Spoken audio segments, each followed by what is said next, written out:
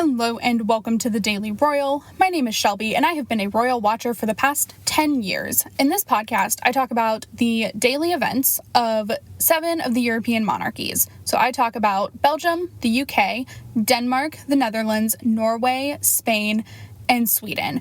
I upload Monday through Friday with occasional bonus episodes here and there. Today, we are going to be talking about all of the events from last Monday, August 9th, through today, Sunday, August 15th of 2021. Welcome back. Hopefully you're enjoying the throwback episodes if you're listening to them. It's been really interesting to listen through them back and edit them very minimally. Actually, I am saving them pretty much as is because you all need the full experience of how much improved we have been since January of 2020 and all the things that have happened since then. That being said, we are going to continue that this week, so we'll have throwback episodes coming up on the 18th and the 20th, and then I'll do another weekly recap that'll go up on the 23rd, but then I actually am not posting anything through that last week in August. The reason being, it's just a lot right now, and August for me from this podcast is supposed to be a vacation, and it was. The thing is, I made some other big changes in my life that are causing this month not to be a vacation for me, which is fine, and they're all really good and positive. That being said, my brain is full, and so that last week, my new schedule will be more solidified, and I am going to take that week pretty much off. I won't be posting on social media from the Daily Royal. Things are just going to be very calm starting on Monday the 23rd for me through that last week. I will still put up an episode on the 30th that is a recap of the last week in August, and then we'll start daily-ish episodes that 1st of September. That being said, they probably won't be every day right away because it'll still be pretty slow coming back until we reach that full first week in September. If you're from the States, after Labor Day. If you're not from the States, after the first Monday of September on, we'll get busier, and then we'll go back to daily.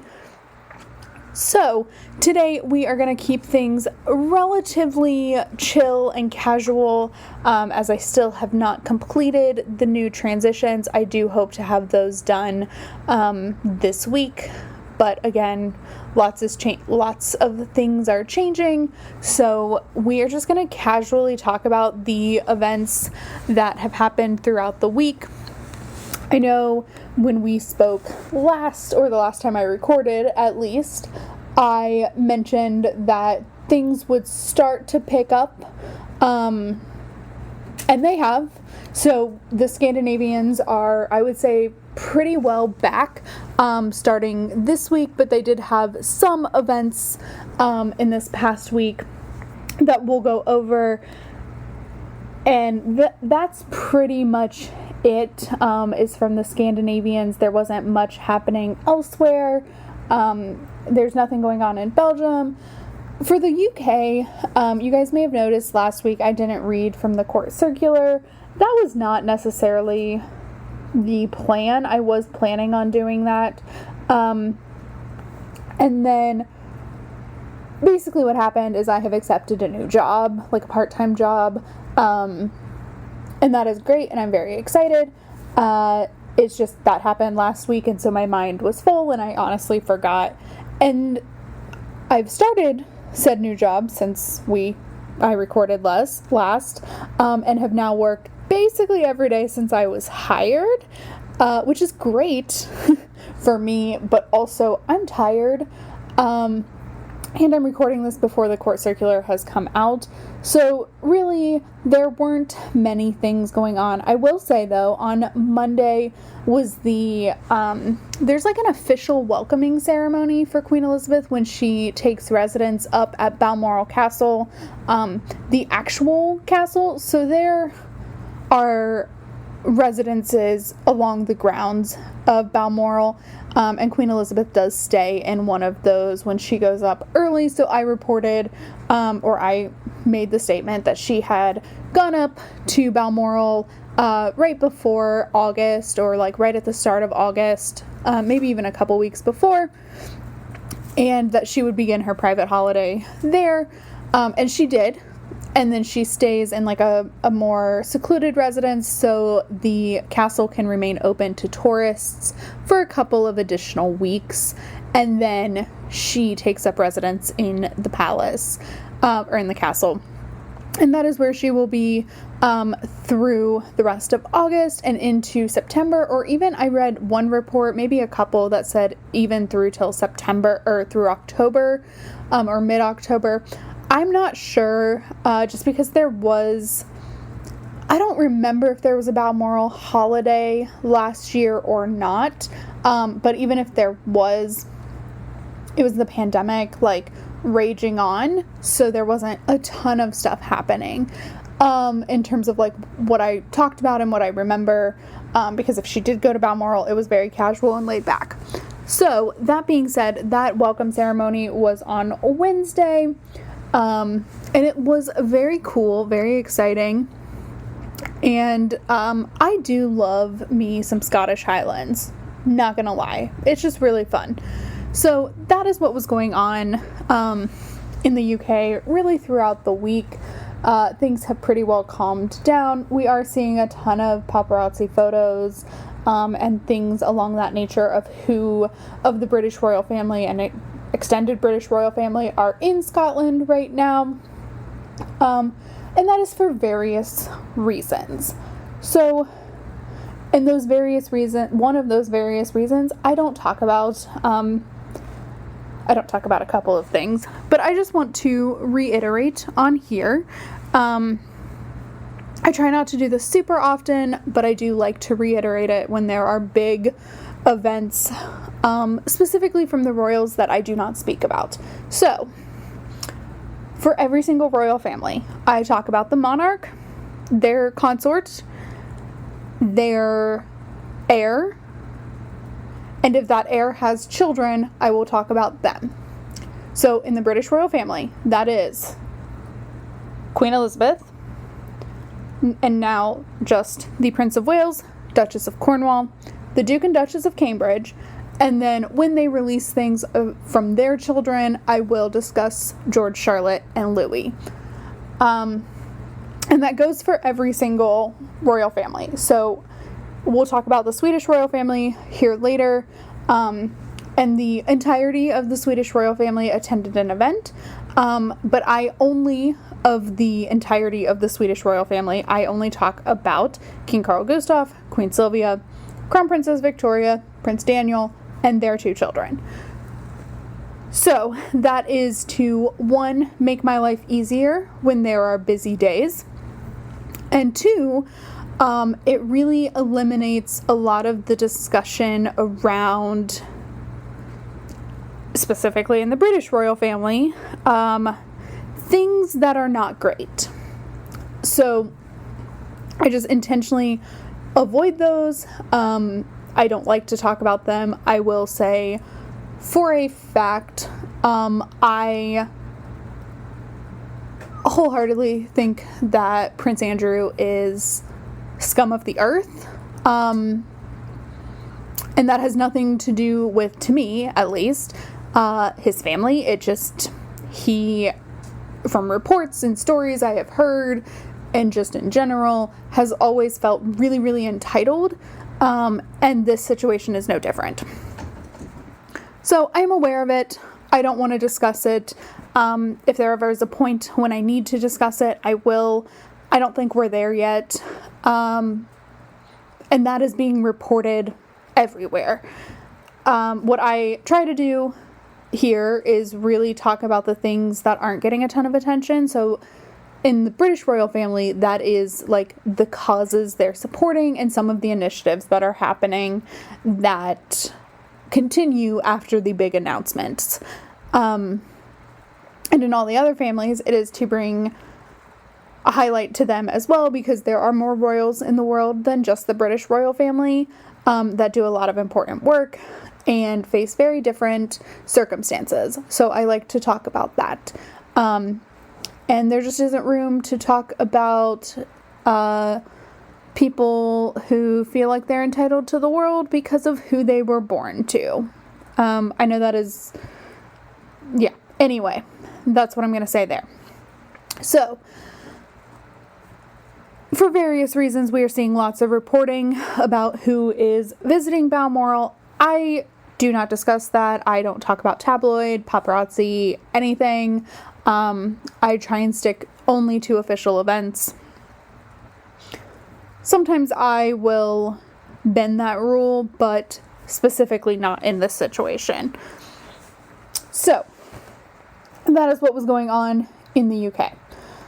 Now, in Denmark, we've got quite a lot going on, because like I mentioned, the Scandinavian royals, Denmark specifically, is back to work. Like this week, we had something almost every day from Crown Prince Frederik, and that's totally awesome. It gives me something to talk about, which is really great in this situation, because really it was just like overall a quiet week, but the Danish royals were keeping us busy, or me at least. So on Monday, Crown Prince Frederik took part in a reception, a welcome back reception for the Danish Olympic athletes. Apparently 2020, these past Olympics that just happened were Denmark's best Summer Olympic performance since 1948. So that is really awesome. So it was Crown Prince Frederik, as well as the Prime Minister, and probably like the Minister of Sport, which is maybe combined with something. I'm not entirely sure. But they all welcomed back the athletes. They thanked them in various speeches for, even though they couldn't be there in person, for really allowing a way for Denmark to come together in support of the athletics that were happening in Tokyo. This is also significant for Frederik, as this was his last Olympic season as a member of the International Olympic Committee. That announcement was made prior to the 2020, the Tokyo Games. They were technically still called the 2020 Games, but I understand that that's confusing. So he announced that he would no longer be taking on an active role in the IOC. And this would have been his last Olympics there. And then he ended up getting exposed to COVID somehow, and couldn't actually go to Tokyo, even though he was scheduled to. So that was a bit of a bummer, but he was able to do this welcome back ceremony, which I thought was really awesome. And kind of on theme with some of what the week was, in terms of welcoming back the Olympic athletes, because the Olympics had ended on Sunday. And then we get to Tuesday, and you guys know, if you've listened to this podcast, you know that I love this younger generation of upcoming royals who are still like completing their education. And on Tuesday, Prince Christian started his next step in education.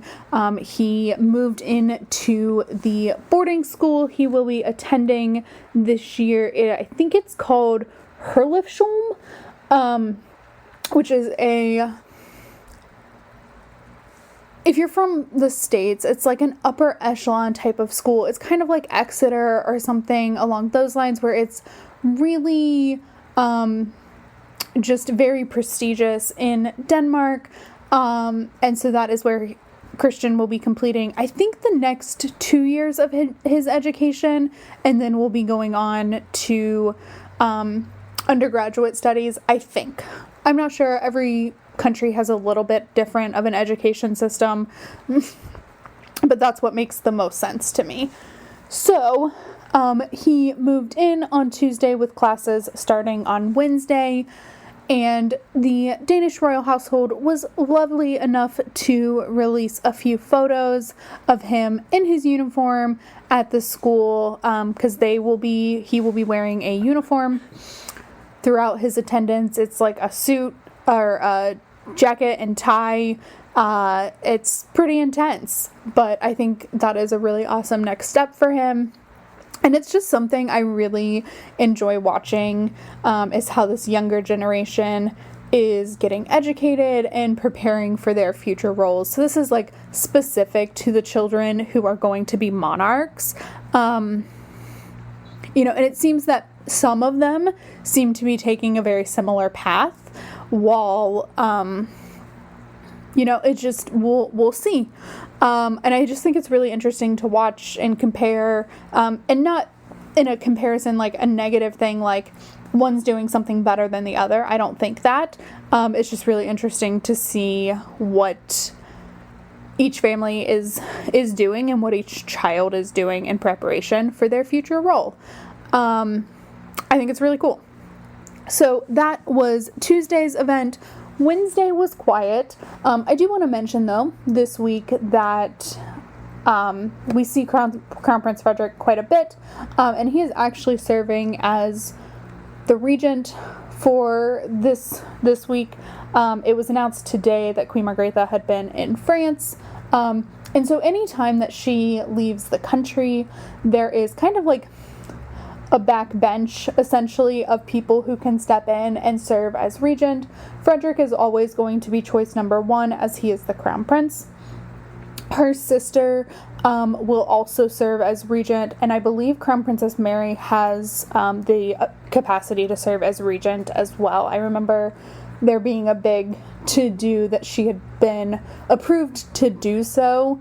I don't think she has yet, but she is approved to do so. So if there is a situation, and this could happen, where all three are not able to be in country at the exact same time, then Mary can step in and serve as regent as well. So I just wanted to mention that. And then Thursday, Crown Prince Frederick visited the warehouse for all of the signage and things related to the Royal Run, which is an initiative that he started, I believe, in 2018 around his 50th birthday. Basically, there are royal runs throughout Denmark. I think they're in like one big city or municipality per year, or maybe there are very different ones throughout the year. I'm not entirely sure. 2020's was postponed and then canceled due to the pandemic, and I believe 2021, so this year's, was, I think they're supposed to be held in May around Frederick's birthday, but then it was postponed again to September, with the hope and expectation of vaccination, and this lower case rate that had been continuing on a really strong hold until this Delta variant.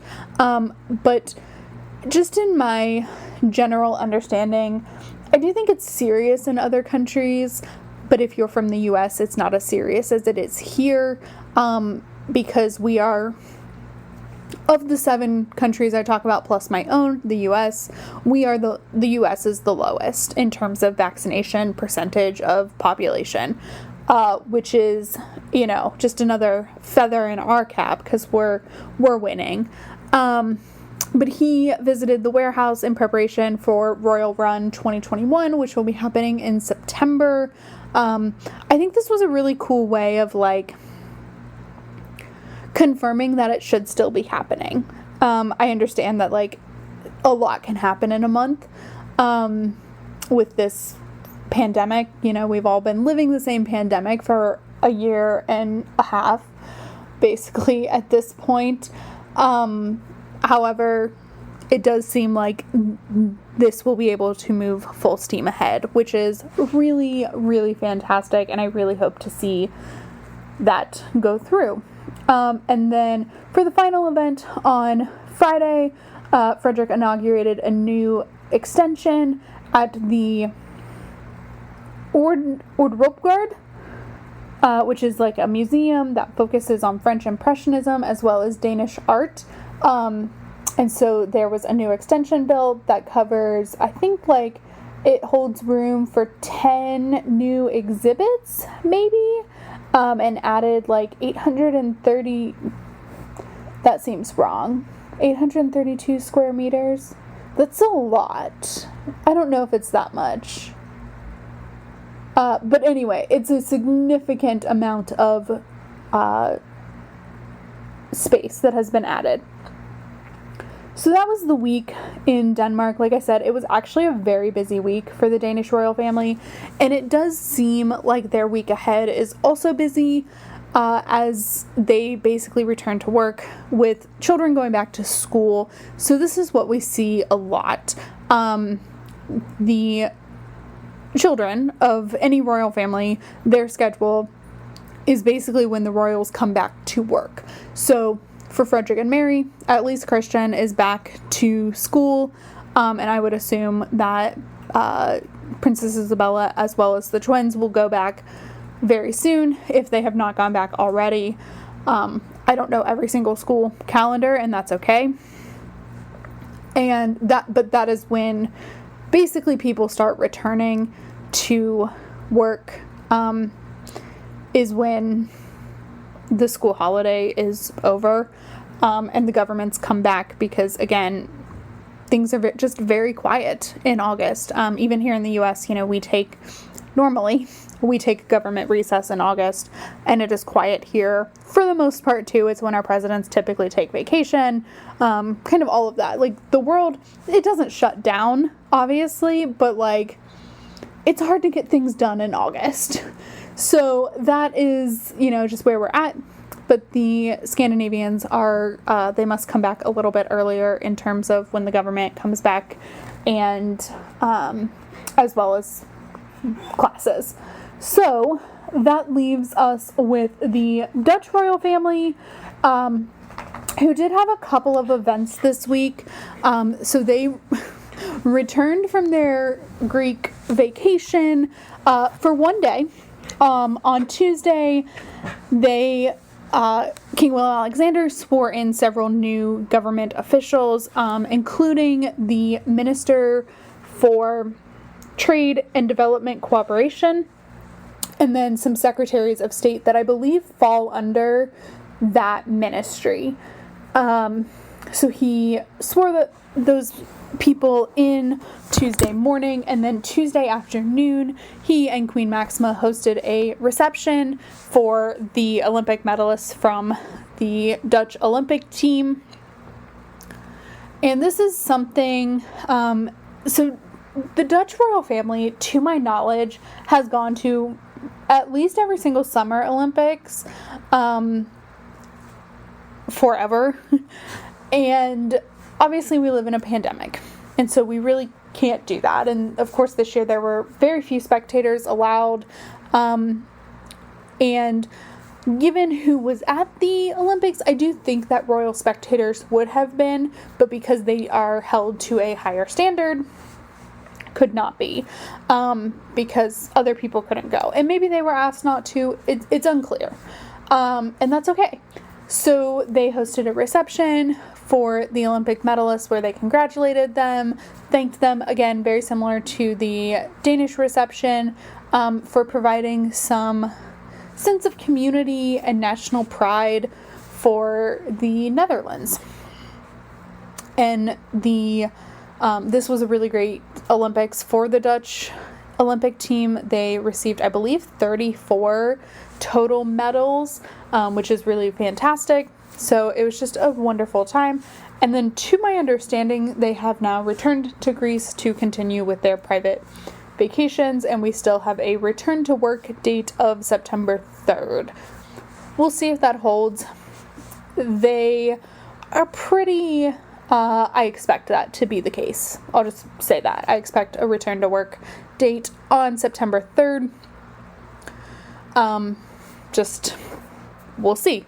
So that is the Netherlands. There wasn't a lot happening in Norway. In fact, really just one event. But on Friday, King Harald and Crown Prince Haakon hosted the first cabinet meeting, Council of State, since the break for summer holiday. And this coming week, we have quite a bit from the Norwegian royal family. Their schedule is basically full for the next week, 2 weeks. It'll be very busy, and that's really awesome and exciting. From Spain, we had nothing. We had a couple of sightings because they were still in Mallorca for a couple of days, which just means that paparazzi were everywhere. But those, again, were private events. I'm not going to talk about them. And then they are possibly still on the island. I don't know. I don't want to speculate, anything like that. We'll see them. They certainly don't have anything on the calendar for this week ahead, at least to my knowledge. I am pretty diligent about checking, but I haven't checked yet. But I genuinely don't expect there to be anything. And maybe not even for the next 2 weeks. We will see. So that brings us to the Swedish Royal Family, which I will say had a slow week. But again, their schedule has been released for next week, and they're back. After today, they are back. However, there were a couple of events. One we've already touched on, but I want to talk about it a little bit. And then on Wednesday, so before we get to the baptism yesterday, on Wednesday, Prince Daniel opened an extension to the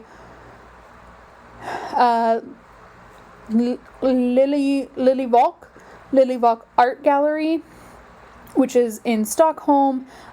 So this is more room for exhibits. It's really funny that this is a very similar event to one that happened in Denmark. I do love when events like this are very similar, because I don't have to explain two types of events. I just get to say oh, this is very similar to the art museum expansion we saw in Denmark.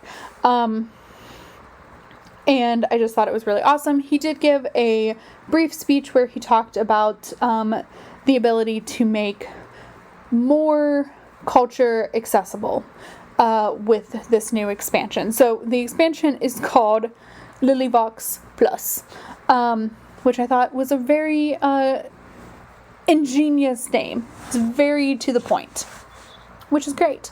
So that is what was going on in Sweden. But then we get to yesterday, August 14th, which is the baptism for Prince Julian, who is the youngest son of Prince Carl Philip and Princess Sophia, who are royals that I don't typically talk about.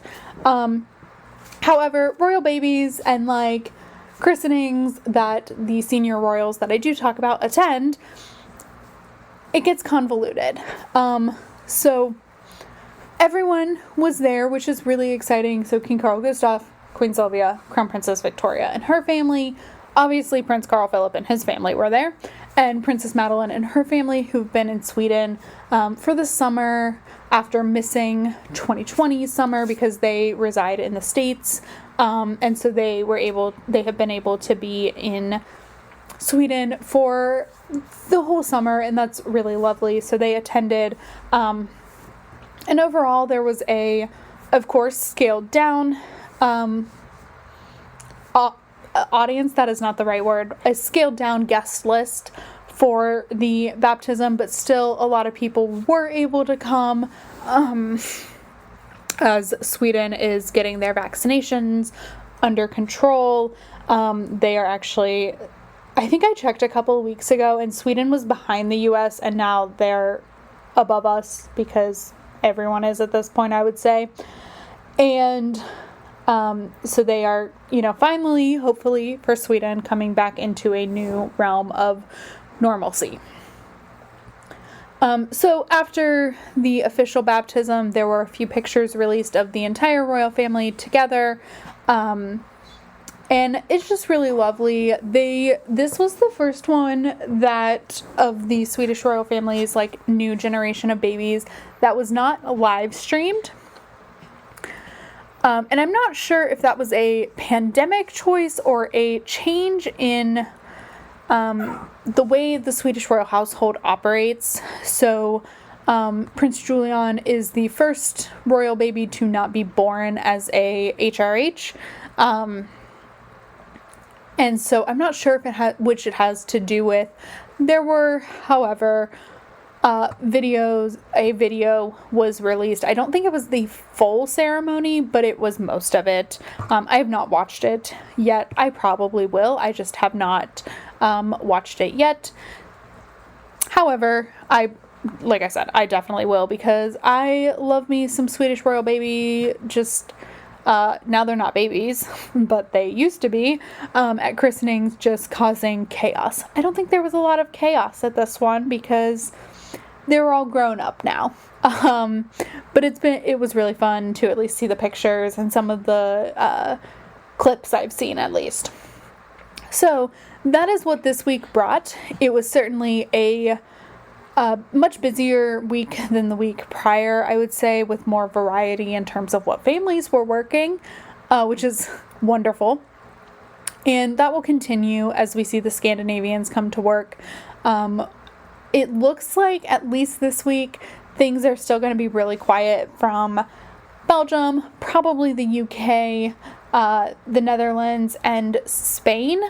But again, with Belgium, there could be a pop-up thing or here or there. With the UK, they don't release their schedule too much ahead of time, but I don't expect there to be any official gatherings or anything like that.